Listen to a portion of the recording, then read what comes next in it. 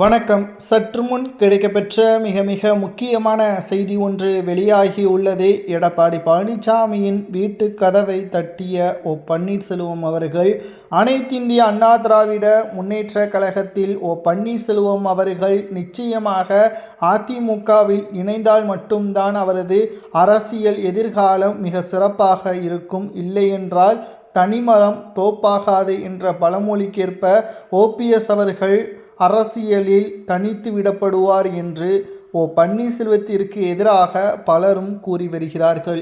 ஒன்றை மட்டும் புரிந்து கொள்ள வேண்டும். ஓபிஎஸ் அவர்கள் 3 முறை முதல்வராக இருந்தவர்.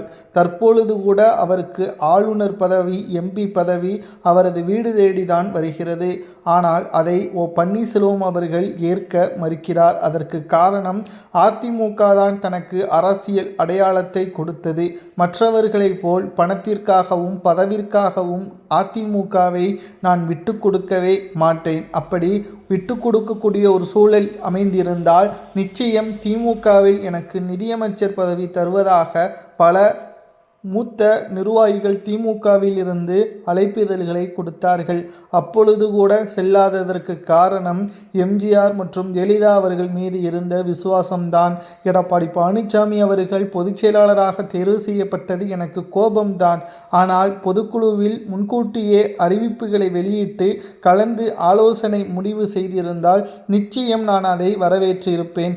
எதிர்பாராமல் ஒரு அறிவிப்பை வெளியிட்டு அவசரமாக பொதுக்குழுவை கூட்டி எடப்பாடி பழனிசாமி அவர்கள் பொதுச் செயலாளர் என்ற அறிவிப்பை தான் எங்களால் ஏற்றுக்கொள்ள முடியவில்லை என்பதை ஓபிஎஸ் அவர்கள் தெரிவித்தார்.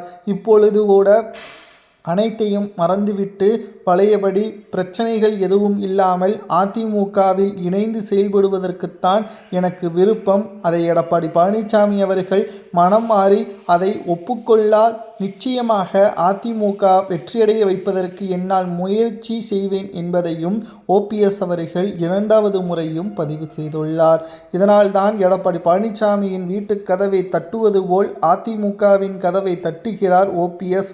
ஆனால் எடப்பாடி பழனிசாமி அவர்கள் கதவை திறக்காமல் இருப்பதாக அரசியல் வட்டாரங்களிலும் கூறப்படுகிறது. நிச்சயம் ஓபிஎஸ் இருக்கின்ற ஒரு அடையாளம் இருக்கத்தான் செய்கிறது.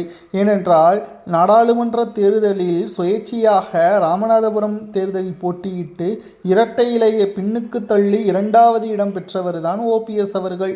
சுமார் 3.5 லட்சம் வாக்குகளை பெற்று 2வது இடம் பெற்றார் ஓபிஎஸ் அவர்கள்.